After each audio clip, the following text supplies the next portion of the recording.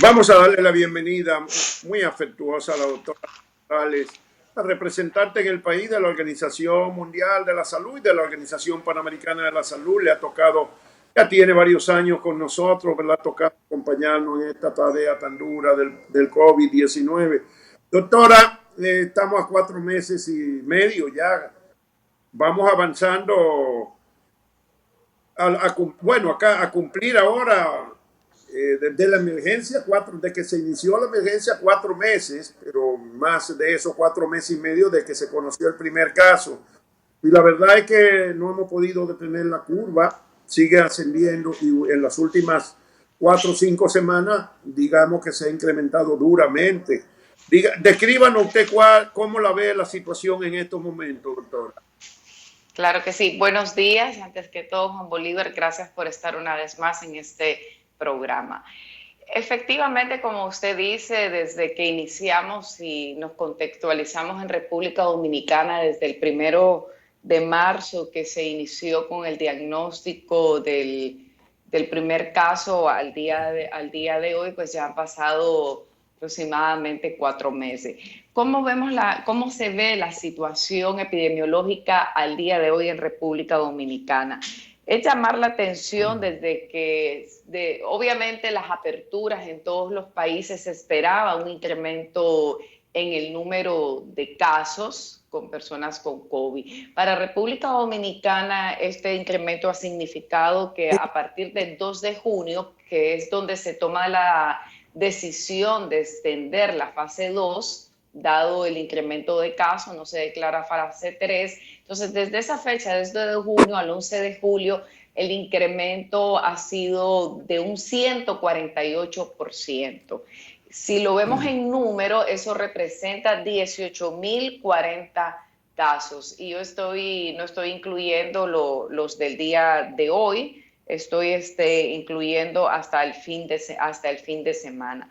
Otro dato importante es que el incremento en el positividad semana se ha mantenido alto. El domingo fue uno de los días más altos, de acuerdo al boletín 115, que tuvimos un 40% de positividad, pero en los otros días promedio estuvieron alrededor de 25, 26%, un 30%.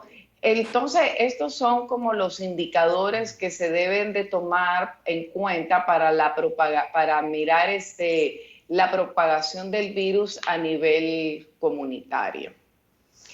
Es importante decir que República Dominicana había venido muy bien con ciertos indicadores. Las autoridades hicieron y siguen haciendo un gran esfuerzo, y las aperturas se dio basadas en los indicadores de respuesta de los servicios de salud. Fue muy exitoso la disminución de la tasa de letalidad. Cuando se inició la pandemia en el país, iniciamos una tasa de letalidad de 5 y llegó al día de hoy está a 2, o sea, el número de fallecidos sobre el número total de casos se ha logrado llegar a un 2%, una buena tasa de letalidad. Y sumado a eso, también las estancias hospitalarias, o sea, el número el porcentaje de ocupación de camas, tanto para lo que eran camas destinadas al aislamiento, como las camas para UCI, estaba alrededor de un 43%, y la disponibilidad de los ventiladores estaba alrededor de un 60%, llegó a estar 70%. Pero eso es muy diferente, doctora, a lo que tenemos Al día de hoy, hoy. al día de Al hoy. día, Asimismo, al día de hoy, el contexto epidemiológico ha cambiado porque vemos que los indicadores de transmisión comunitaria se han incrementado, pero al mismo tiempo estamos viendo que el porcentaje ocupacional, tanto de cama como de camas UCI, está llegando a su límite superior. Ya estamos hablando por arriba de un 70%, y teníamos al día de ayer un porcentaje de uso de ventiladores de un 55%, que no me extrañaría que el día de hoy en el boletín 117 que se va a presentar el día de hoy, probablemente se haya incrementado.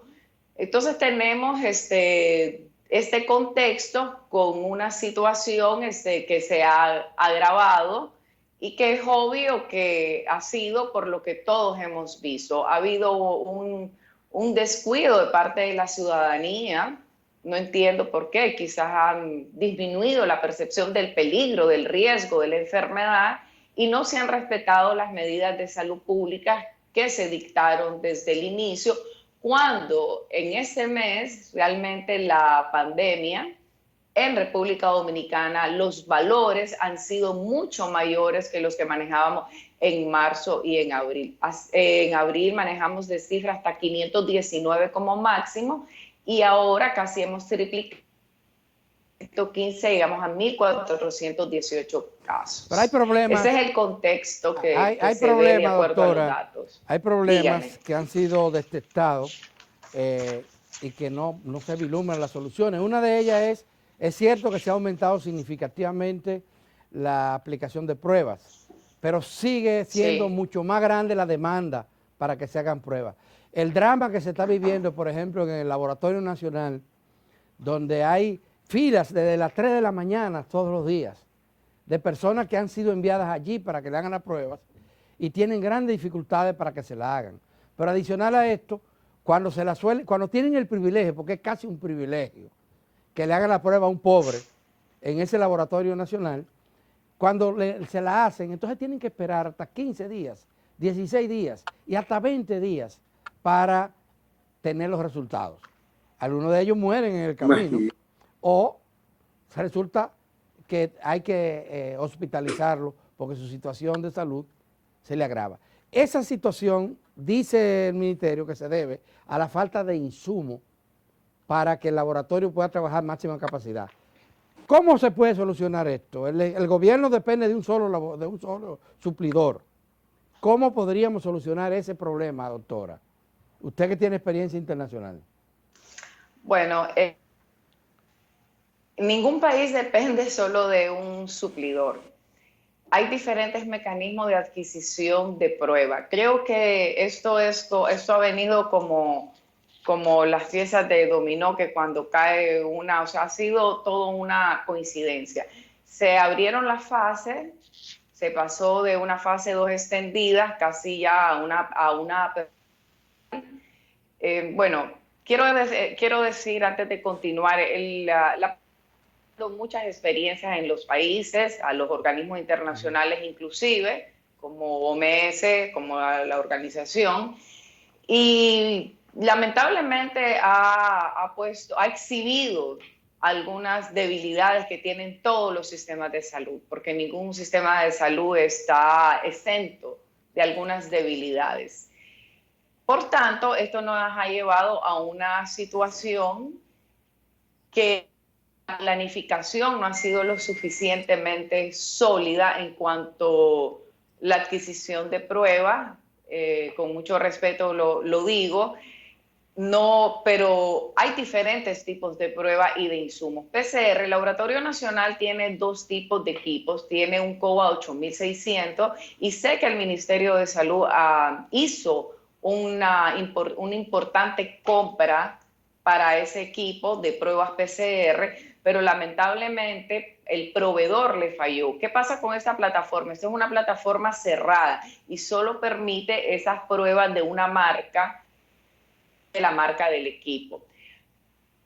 Está el equipo AVI 7500, que es una plataforma que en el cual OPS empezó a donar pruebas y a través del mecanismo de adquisición de pruebas de la Organización Panamericana de la Salud, se han adquirido pruebas y se han traído al país en un periodo de 3 semanas.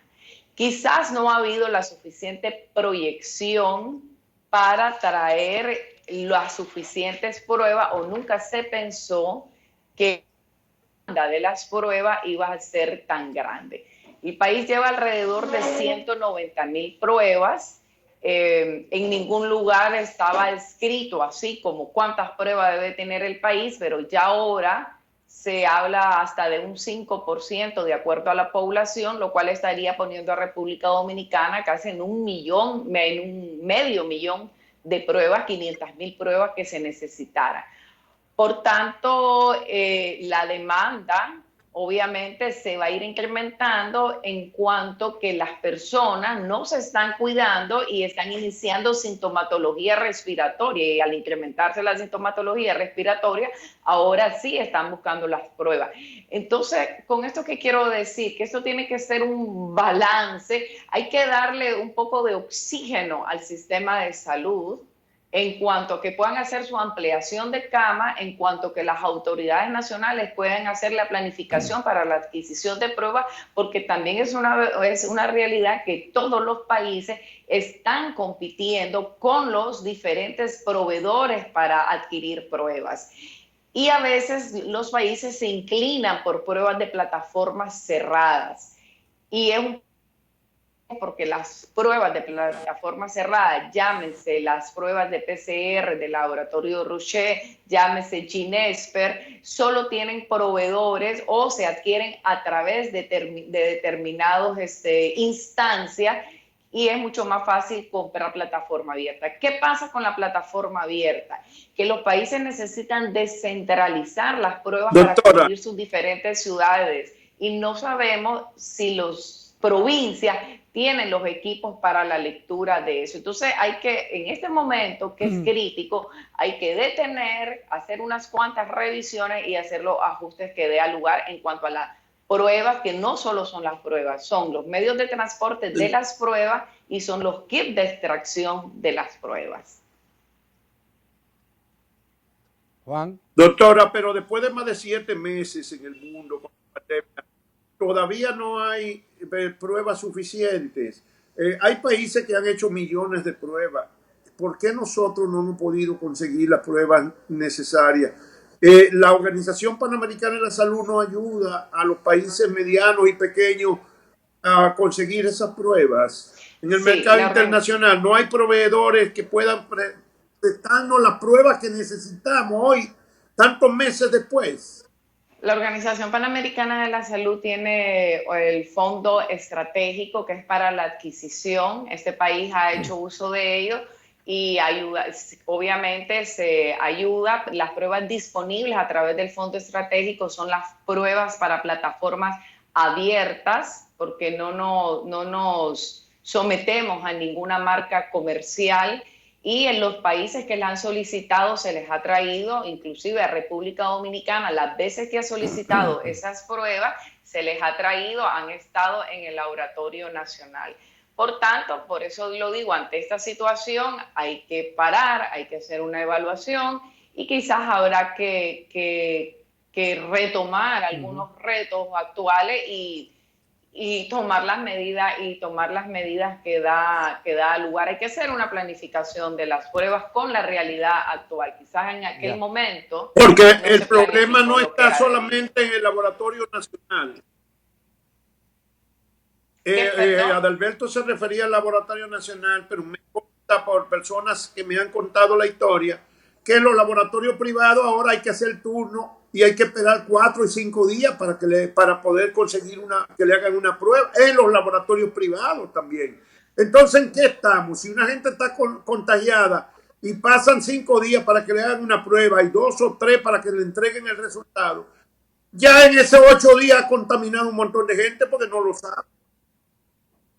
Así es. Lo que usted dice es correcto. No quiero entrar a laboratorios privados. Sé que usan plataformas cerradas, por tanto tienen que comprar al proveedor que vende las pruebas de esas plataformas y están compitiendo con el mundo entero porque esa es la plataforma cerrada más utilizada en el mundo. Entonces me asumo que debe de haber escasez en la producción. De hecho, hay escasez en la producción mundial de las pruebas y en los insumos que se utilizan para las pruebas, como son los kits de transporte, los kits de extracción.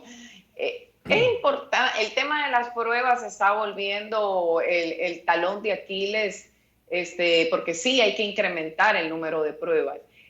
Pero no nos olvidemos de que tenemos que hacer las intervenciones de salud pública. Lo ha sido desde el primer disminuir la propagación del virus y disminuiría la demanda de las pruebas. Desde el primer mes hemos tenido el problema con la prueba, desde la primera semana. Y Sí. ahora, en el caso de los laboratorios privados, no es por falta de insumos, es porque no pueden atender la gran demanda que ya tienen de gente buscando hacerse la prueba.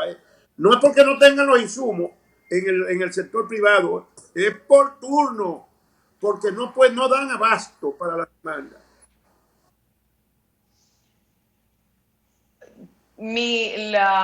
La recomendación es que fortalecer el laboratorio nacional Ujú. para poder descongestionar los laboratorios privados como debe de ser. Los países deben de fortalecer sus laboratorios nacionales. Este laboratorio nacional es un laboratorio de referencia en la región para influenza. Entonces hay que comprar las pruebas que requiere el laboratorio nacional o los insumos que requiere, porque a veces no es en sí mismo la PCR el insumo que hace falta, a veces puede ser un insumo adicional que se necesita Sí. para correr la PCR. Entonces esas son las grandes lecciones que deja a los países, que cuando usted dice desde el día 1 hemos tenido problemas con las pruebas, sí, porque conceptualmente se pensó que solo se necesitaba la PCR, pero son otros insumos. Y esto requiere de procesos de planificación muy sensibles, porque no son complejos, pero sí son procesos de planificación Ujú. Complejo. deben de llevar cierta metodología y ser Ujú. muy sensibles. La Organización Panamericana de la Salud ha estado para eso, siempre estamos al servicio del Ministerio de Salud, hemos colaborado, pero vamos a seguir colaborando y hay que enmendar las debilidades que han quedado expuestas al día de hoy. Ya. Pero la demanda de las pruebas, es importante que la población entienda y que la demanda de pruebas de PCR también se puede disminuir si disminuimos la propagación del virus, porque si disminuimos la población que está enferma, ya sea con Ujú. síntomas o sin síntomas, entonces vamos a tener menos población demandando pruebas PCR. No quiero decir Sí. con eso que no hay que solventar la Claro. situación de la adquisición de PCR, Pero pero no debemos doctora, adelante. también se han denunciado por múltiples vías problemas serios, deficiencia seria de parte de las autoridades, porque la red de atención primaria no ha sido priorizada, no se le da seguimiento a los casos de contagios. Nosotros vimos el caso de una familia completa que resultó positiva, que se infectó, 3 hijos y el esposo y la esposa. ¿Y qué resulta? Ellos nunca pudieron lograr las pruebas, pero avisaron y reavisaron su situación. Y todavía ellos están esperando que algún promotor de salud, algún trabajador de la salud, vaya a averiguar con quienes ellos tuvieron relaciones. Es decir, que hay problemas serios también para prevenir el contagio, para aislar a los contagiados, aún aquellos que están identificados. ¿Cómo resolver esto? Con un sistema de atención primaria verdaderamente casi inexistente, inoperativo. Como le decía, la Organización Panamericana de la Salud ha reiterado muchas veces la importancia del fortalecimiento del primer nivel de atención. La pandemia ya no es obvio, es evidente en muchos países que ha ha exhibido aquellas debilidades que tienen los sistemas de salud.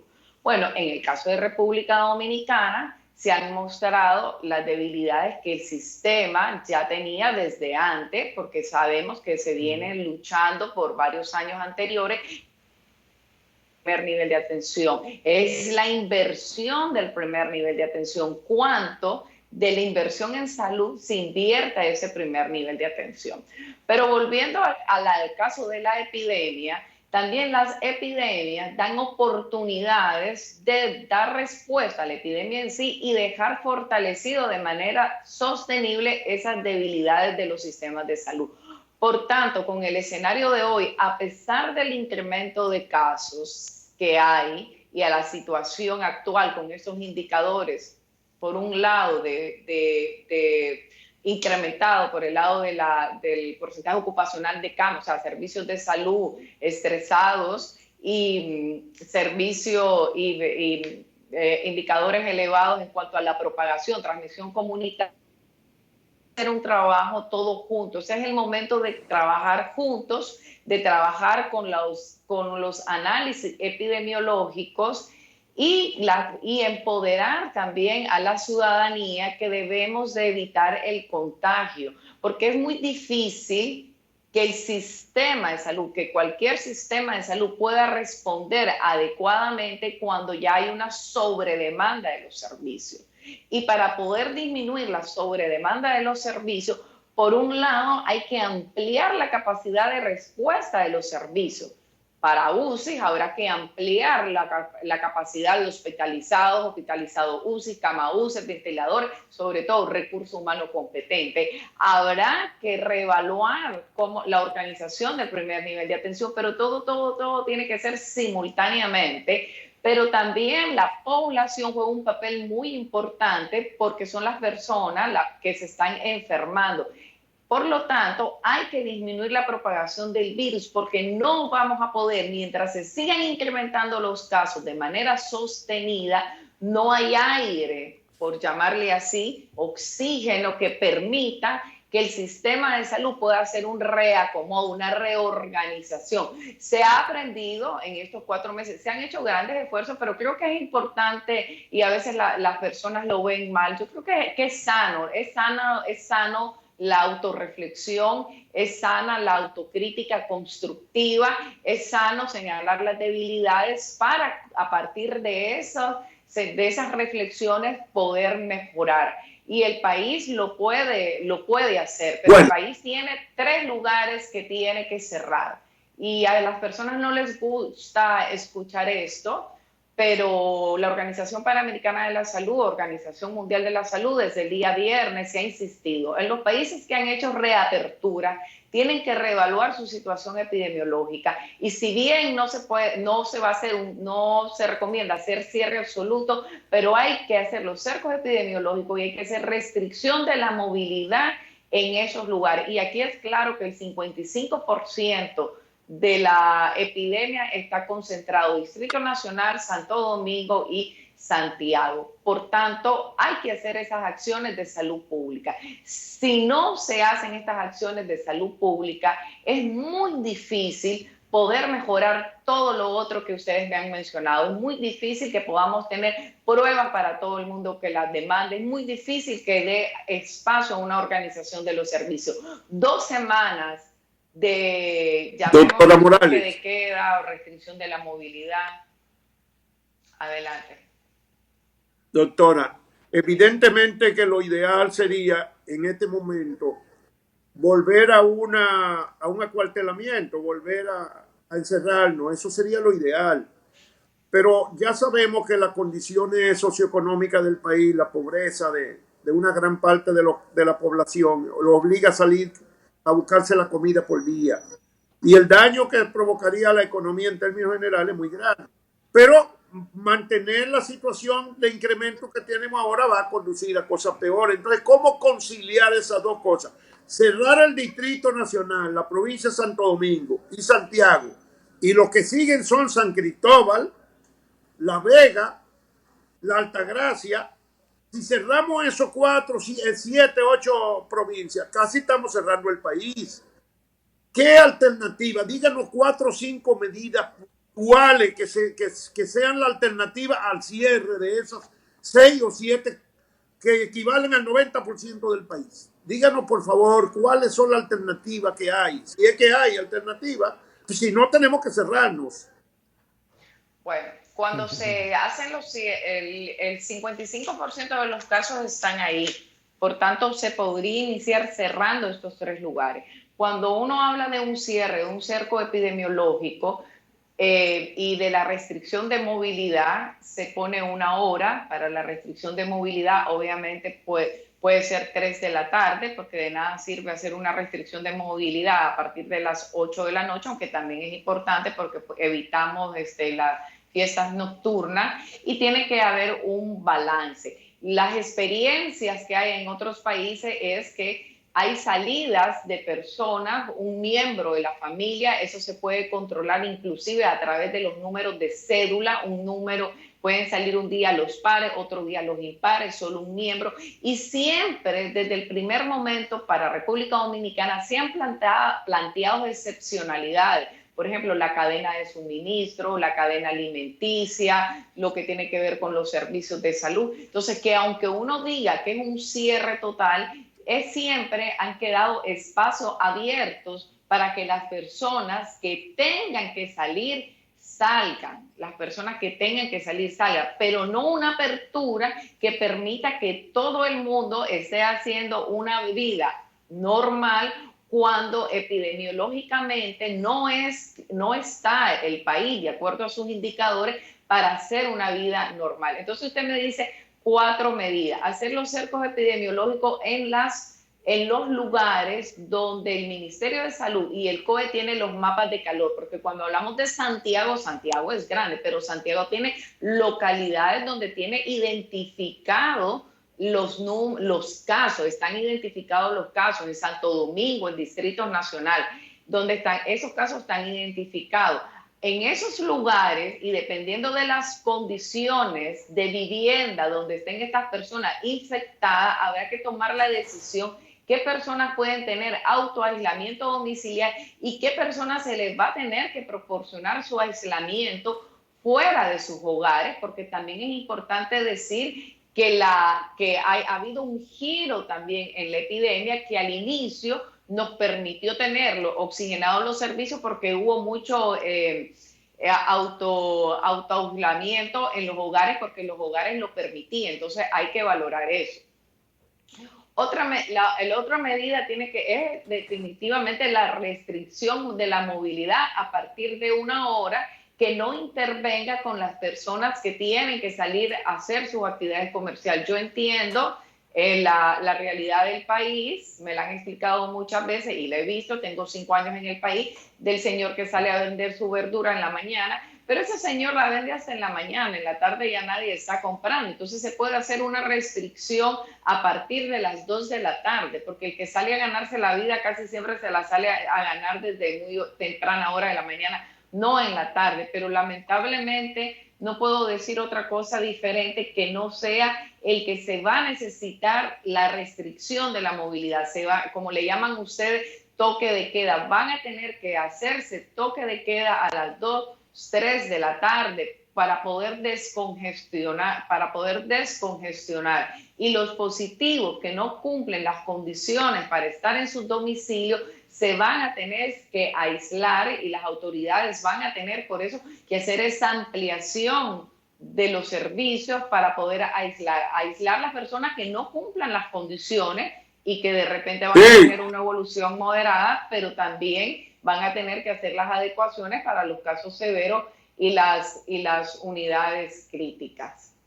Entonces son 4 intervenciones en 4 niveles diferentes. Vida nocturna, la que hemos visto esos 2 últimos fines de semana, no puede seguir lamentablemente esa vida nocturna. Una estrategia de comunicación que conecte con la población también es importante. Es importante transmitir el mensaje que la epidemia está presente y que todos nos estamos poniendo a un riesgo. No solo se pone un riesgo la persona que está en la calle, se pone un riesgo también el que se quede en su casa, porque en cualquier momento puede ser infectado por una persona que estuvo expuesta, y si bien los que no tienen síntomas no son el principal propagador del virus, pero ya la evidencia ha mostrado que sí hay una infectación por una persona que esté sin síntomas, pero que sí puede transmitir la enfermedad. Bueno, doctora, se nos ha terminado el tiempo, lamentablemente, porque conversar con usted en un momento como este es sumamente interesante y sirve de orientación para la población. Muchísimas gracias por su participación. Estamos obligados, usted y nosotros, a seguirle dando seguimiento muy de cerca a este tema de la pandemia del coronavirus. A ustedes, amigos y amigas televidentes. Gracias. Sí, gracias a ustedes también. Sigan ahí.